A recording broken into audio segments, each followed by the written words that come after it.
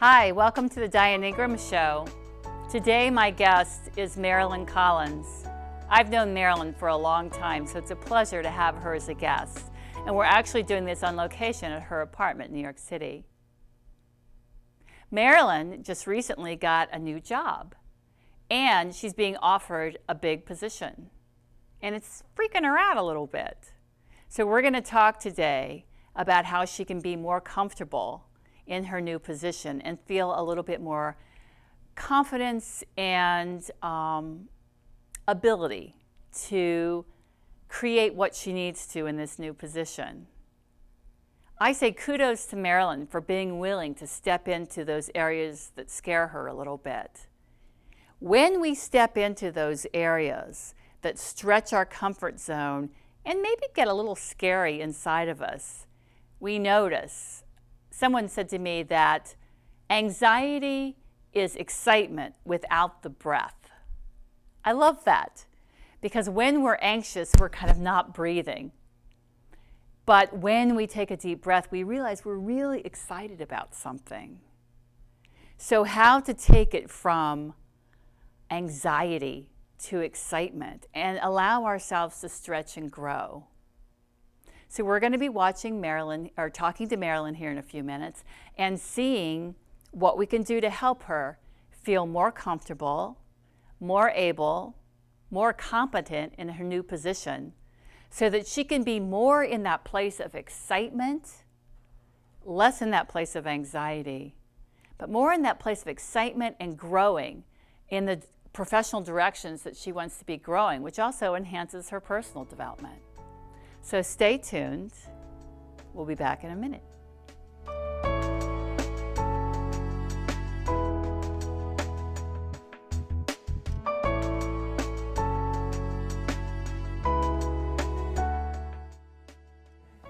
Welcome back.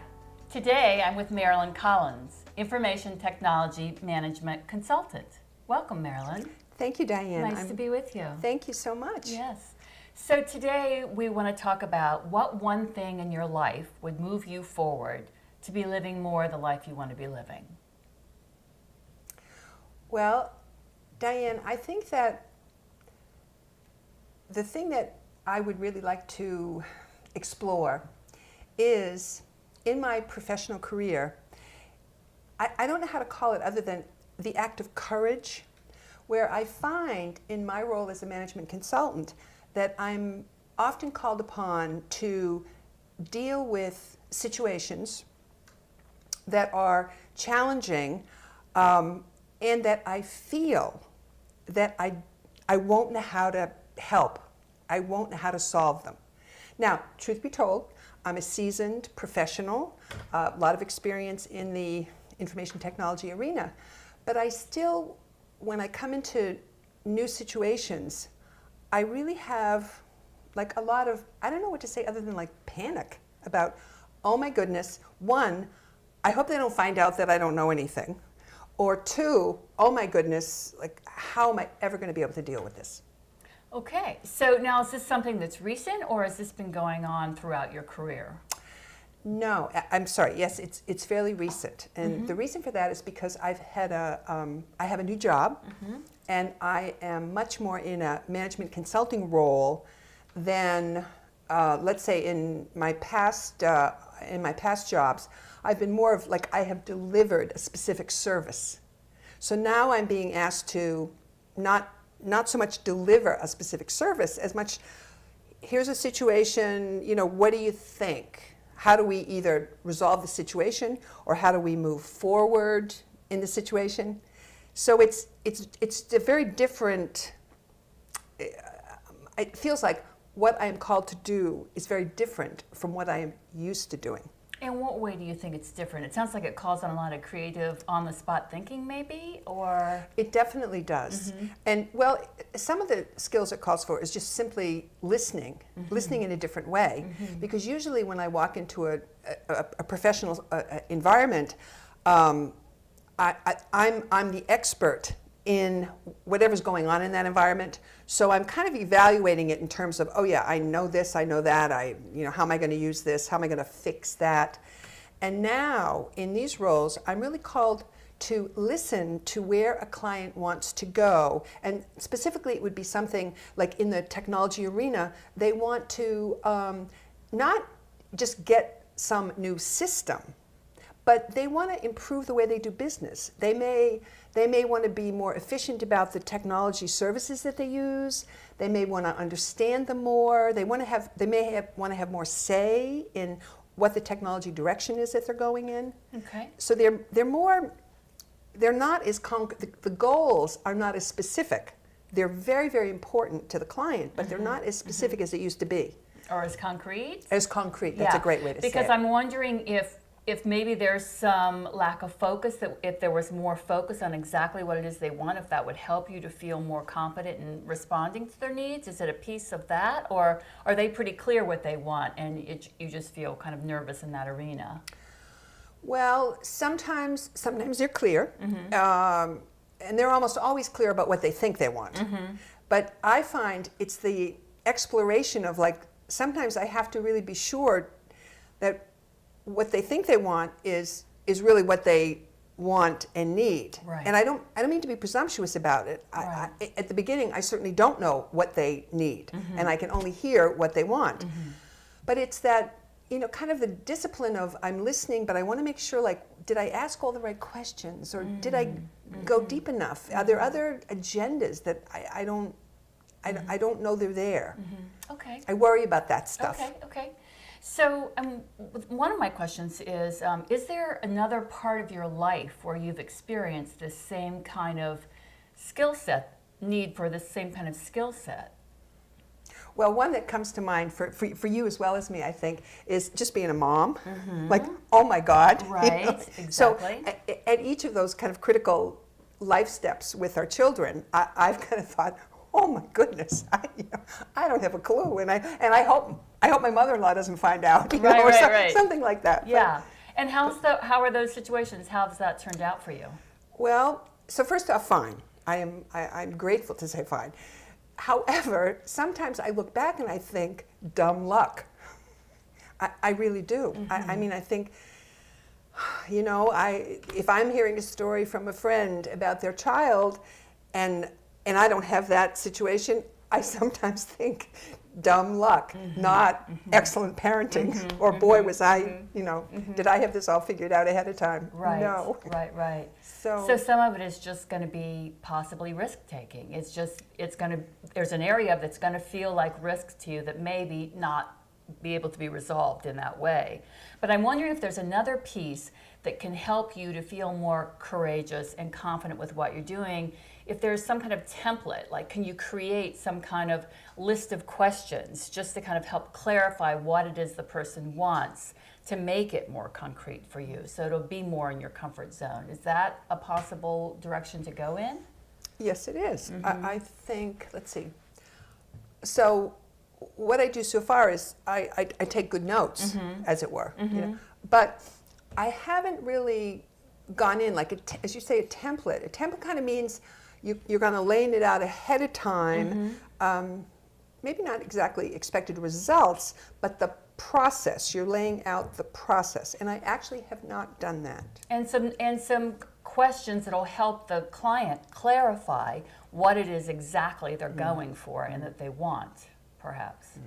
Yeah. I think that's a great idea. Yeah. I have to think about how I would put it together. But I think just when you said template, I kind of like, ooh, good word. Like that's something that I could use to at least get my discovery process, like, be more comfortable with my discovery process. I think after that, I still have to do something, right, and hope that the thing that I'm thinking about doing is going to be meaningful to the client. But the template would certainly get me started with get ready to do something. Yeah, and there's something really nice about having a kind of a structure to put information into, and by putting it in writing, that's the first step of it happening.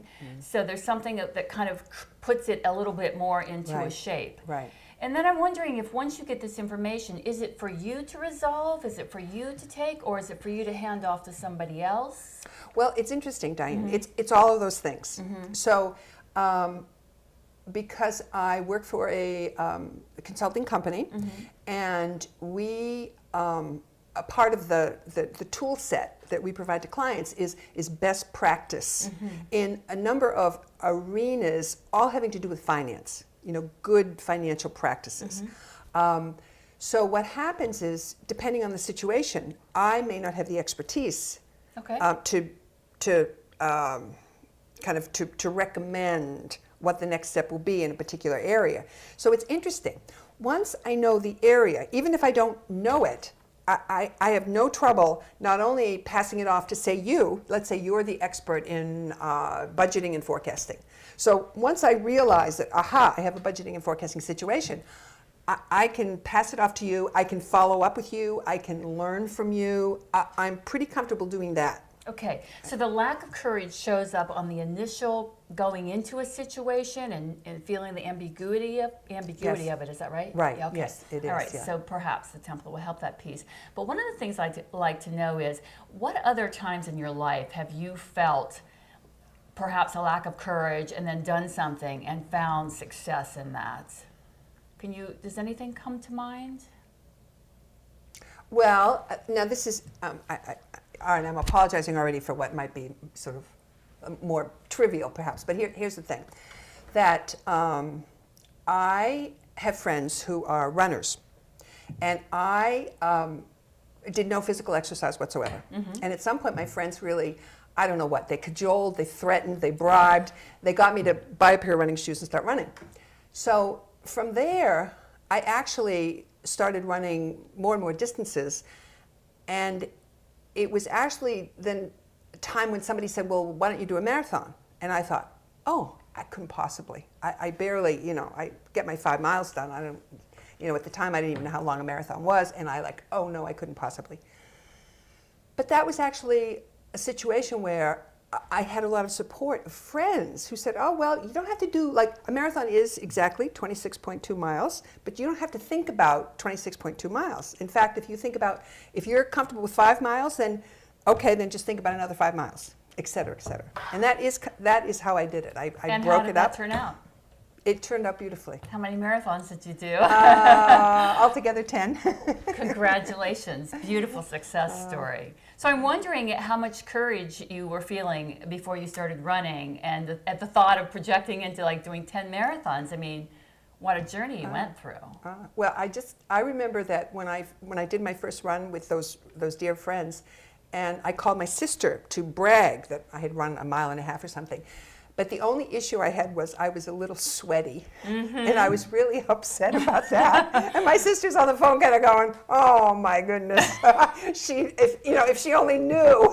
Right. That's a great story. So anyway, that's a great story. I went from there to really enjoying. And how did you marathon feel running. after you finished your first marathon, your 10th marathon? Oh, each one was absolutely exhilarating. I truly. I don't know, I think for anyone, but having any, I guess, particularly in a physical arena, but it's just an enormously rewarding feeling to have, to say, I did it. Yeah, you took a challenge and you met it and you succeeded. And I'm wondering how that made you feel about yourself. Well, interesting. So at the time, that I kind of kept it in that's in my personal framework, or my friends, or maybe it's it's athletic or it's sports, and I kind of kept it somewhere over there. And then one time I was in the middle of something work related. I had some problem or some situation, and I remember thinking to myself, girl, you can run a marathon, you can deal with this. Exactly. And it just came out of me. Exactly. And up until that time, I hadn't really used that success. So I'm wondering if you can call on that success now, when you're entering a new situation and you're feeling this lack of courage. I haven't thought about it for a while. Interesting that you raise it. My answer is there's no reason why not, other than I just haven't done it. Yeah, But there's I no, mean, 10 marathons is a huge accomplishment. Starting out as not a runner, as not a runner, yes. that's a huge accomplishment. And look the distance you went. Yes. It's a very So good can point, you Diane. apply that to where you are now with work? Starting out, not really knowing the situation, using the tool, perhaps the template, maybe finding support. That was a word too that came up. I'm wondering if there's some, just consider, is there some support that you can get around this? Right. Maybe it's going back to your team and saying, I'm not sure exactly what this person's wanting or what to do here. Right, I could. Yeah. I mean, I work in an environment where that's like totally, that would be appropriate. There's nothing going on that I can't. So you don't have to do this all by yourself. You don't have to be the perfect expert that comes out with a perfect answer every time. Well, that's the truth of it. Now, how I feel about it is like, but I have that going on with. So this is an opportunity for you to grow. Yeah, it is. We often think independence is the way to go, but in fact, we are interdependent with each other. And when we rely on each other for creativity, for ideas, for brainstorming, the sum of the two is bigger. Right. What is the phrase? The sum of the whole. What is the phrase? Something that whole is bigger than the parts. Yeah, exactly. Right. So you've agreed to come on next month or in a little bit of time and for us to see how you do with this issue. So I'm wondering what action steps you're willing to commit to between now and the next time we meet that might help you resolve this and get to a better place in the area of courage. Well, actually, I have a great example because I have a new client engagement that is coming up very shortly. Okay. And I think that, so right off the bat, I can use the template approach to help me define, to sort of help me with that discovery process. Yeah. So that I'm not second guessing myself or did I get everything so I could use that to clarify the discovery process at a minimum. So I think then after that, I just love kind of bringing up my marathon experience. I think what I'm going to do is I'm going to find one of my marathon medals. I'm going to find something. I either have a marathon medal or I have certificates, and I'm going to take just one and take it out and kind of, because you're right. That's a wonderful I did idea. it for a period, but I haven't done it. I haven't done it. Certainly, recently, I haven't thought about it for a few years now. That's a wonderful idea because a visible representation of something that you did that brought on called on a lot of courage to complete. Right. Is going to remind you that it's in you. Yep. And one last question. So you're willing to commit to working with the template, getting out your medal, and we'll check in and see how it goes. Right. But one last thing is, when you're going through this experience, how do you want to feel? What's your ideal way to kind of feel when you're going through this process in your professional life with a client? First of all, I love the question. So, and this is how I like to feel. I don't want to feel like it's all under control. I don't need it to be like that. Okay. I want it to be exciting. And exciting can be like, I don't quite understand where this is going to go. But I don't want it to be fearful. Maybe that's the one thing. It could be risky. Oh my goodness, I'm going to recommend, or potentially we're going to go in this direction. I'm going to suggest the client goes in this direction, and but this one might work better. It's the risk is not the problem, but the fear. I don't want the fear. I think the fear is and that's what I've been feeling.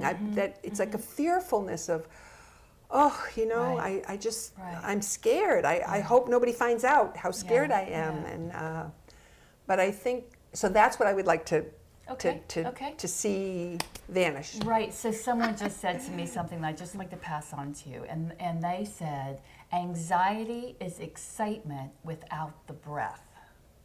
Oh. And so just a reminder that by breathing, simply breathing and staying in your body when you go in those situations, you're much more grounded, you're much more centered, you're able to kind of go in and experience excitement rather than fear and anxiety, which is often way up here. So by breathing, you pull all your energy down and you're able to go in there in a much more powerful, grounded way and experience the excitement.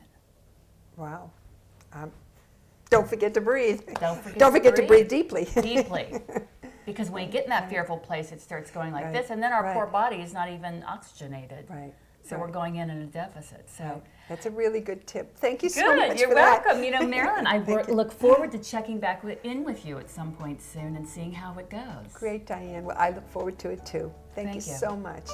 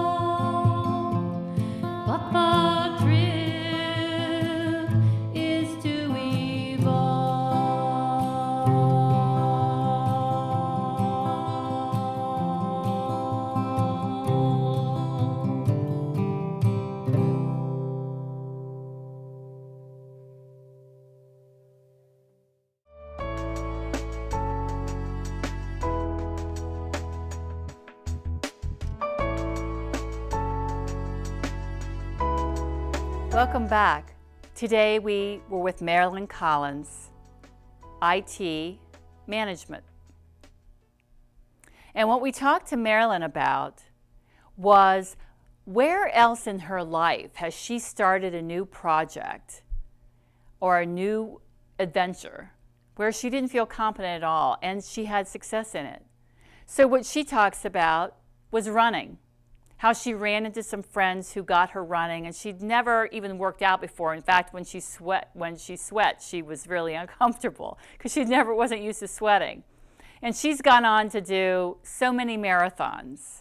I actually met Marilyn years ago when I was in a running club doing marathons and also raising money for the End of Hunger. So it was kind of a double thing. But Marilyn is a very competent runner. So by her remembering that successful part of her life and bringing that to her work experience, she can realize that she actually can bring those same qualities, inner qualities that she has that allowed her to start from being a novice and to become very proficient at running. She can bring those same things to her work life. I'm wondering if you have areas in your life where you were nervous about getting involved in something, you didn't feel very competent about it, but you took it on anyhow. You found the courage and you moved forward, either out of choice or because you had to professionally. So where are those areas in your life and what was your experience? What did you need to call on within yourself that allowed you to get to the level of competency you needed to be and to feel confident and self-assured? email me. My email's at the bottom of the screen. I'd love to hear your success stories. I'd love to hear what the obstacles were for you also. I can read some of them on the show, or it can just be between you and I. But even if you don't email me, think about it. What were those times in your life when you started out not knowing much about something, but you took it on anyhow, and you were able to experience success? And can you use those times in other areas of your life where you want and need to grow now? Because those same traits are part of who you are. And they're there for you always. Remember, we're here on this earth for a limited amount of time. Go for all the gusto you can. Find fulfillment and meaning. Live purposefully. Find the courage to step a little bit outside of yourself and stretch and grow. And that will move you from anxiety about living and all these little things in your life to excitement. What a better place to live. What a great place to live. Thanks for tuning in. You've been watching The Diane Ingram Show, and I look forward to seeing you again here. Take care.